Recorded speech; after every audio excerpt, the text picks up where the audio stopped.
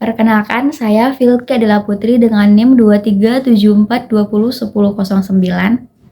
Video ini dibuat untuk memenuhi tugas akhir mata kuliah Hukum Pidana dalam Jurisprudensi dengan dosen pengampu Bapak Ardian SHMH. Hari ini saya akan membahas satu putusan monumental dalam penemuan hukum pidana, yaitu putusan Huhrat 23 Mei 1921 atau dikenal dengan Electricity Arrest ataupun putusan pencurian aliran listrik. Putusan ini sangat penting untuk dikaji karena menjadi cikal bakal bagaimana jurisprudensi menjembatani kekosongan hukum tertulis yang tertinggal oleh perkembangan teknologi. Mari kita lihat duduk perkara dari kasus ini. Kasus ini bermula di Belanda pada awal abad ke-20 ketika seorang terdakwa memasang kabel ilegal secara sembunyi-sembunyi untuk mengalirkan listrik dari jaringan kota ke rumah pribadinya tanpa melalui meteran resmi. Jaksa kemudian mendakwa terdakwa menggunakan pasal pencurian yang jika dalam KUHP kita saat ini diatur dalam pasal 362. Bunyi pasalnya adalah barang siapa mengambil barang sesuatu yang seluruhnya ataupun sebagian kepunyaan orang lain dengan maksud untuk dimiliki secara melawan hukum. Isu hukum utama yang muncul di persidangan adalah apakah aliran listrik yang tidak berwujud dan tidak dapat dipegang secara fisik dapat dikategorikan sebagai barang atau good dalam hukum pidana. Pembelaan terdakwa saat itu berargumen bahwa listrik adalah daya energi, bukan barang fisik, sehingga berasaskan legalitas terdakwa harus dibebaskan karena hukum pidana melarang analogi. Namun, hakim mengambil langkah berani dalam putusan ini yang menjadi landmark decision, di mana hakim memutuskan bahwa terdakwa terbukti bersalah. Kemudian, yang menjadi ratio decidendi putusan ini yaitu listrik memang tidak memiliki wujud fisik, namun listrik memiliki nilai ekonomis, diproduksi dengan biaya, serta dapat dipindahkan dari satu tempat ke tempat lain, yang berarti secara fungsional dan sosioekonomis, listrik memiliki sifat yang sama dengan benda ataupun barang.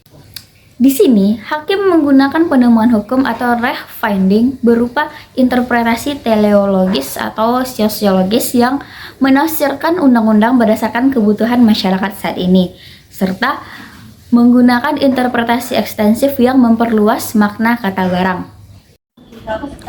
Mengapa putusan 1921 ini layak disebut sebagai jurisprudensi tetap yang hidup hingga sekarang? Karena kaidah hukum dari putusan ini diserap secara konsisten oleh peradilan di Indonesia selama berpuluh-puluh tahun untuk menghukum pelaku pencurian listrik. Bahkan lebih jauh lagi, nilai jurisprudensi ini menjadi pondasi bagi hakim-hakim modern di Indonesia dalam menghadapi cybercrime. Sebagai contoh, dalam putusan Mahkamah Agung nomor 1153/2016, hakim menggunakan konstruksi berpikir yang sama dari kasus listrik ini untuk memperluas makna barang terhadap pencurian pulsa dan data elektronik sebelum adanya aturan yang lebih spesifik dalam Undang-Undang ITE.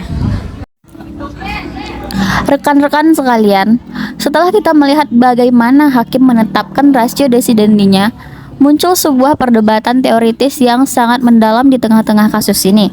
Perdebatan tersebut adalah benturan klasik antara kepastian hukum di satu sisi dan keadilan substantif di sisi lain. Jika kita berpijak murni pada asas legalitas yang kaku, tindakan hakim memperluas makna kata barang menjadi aliran listrik sering dikritik karena dianggap sangat dekat dengan analogi. Bagi penganut aliran hukum positivisme yang ketat, membebaskan terdakwa adalah harga mati demi menjaga kepastian hukum tertulis. Namun, disinilah letak keindahan jurisprudensi ini. Hakim Huhrat pada tahun 1921 menyadari bahwa jika di undang-undang dibiarkan kaku, maka hukum akan gagal melindungi masyarakat dari kejahatan-kejahatan baru yang memanfaatkan celah teknologi. Hakim memilih untuk tidak menjadi sekedar corong undang-undang yang pasif, melainkan agen pembaharu hukum melalui judicial activism yang progresif. Langkah penemuan hukum ini diambil bukan untuk merusak asas legalitas, melainkan untuk menegakkan keadilan substantif agar pelaku perbuatan curang yang merugikan kepentingan publik tidak lolos begitu saja dari jerat hukum.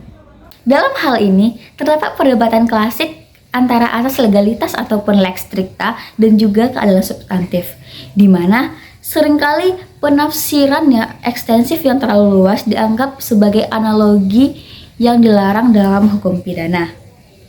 Namun, saya menilai tindakan hakim dalam putusan ini bukanlah melanggar analogi hukum pidana, melainkan judicial activism yang positif dan progresif untuk menghindari adanya kekosongan norma hukum pidana.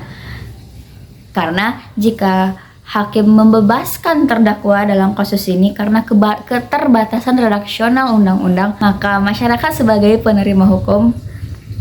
hak masyarakat sebagai penerima perlindungan hukum akan tercederai. Nah, kesimpulannya, kasus ini menjadi contoh nyata jurisprudensi berfungsi sebagai penemuan hukum yang dinamis. Rekomendasi untuk kedepannya, pembentuk hukum haruslah lebih adaptif. Namun, selama undang-undang belum diubah, maka hakim tidak boleh menjadi corong undang-undang yang kaku, tapi harus lebih berani dalam mengambil keputusan dan melakukan referendum untuk kepastian hukum yang substantif. Baiklah, sekian analisis dari saya. Terima kasih atas perhatiannya. Wassalamualaikum warahmatullahi wabarakatuh. Sekarang kita coba. Jika ini berhasil, listrik kita akan lebih hemat.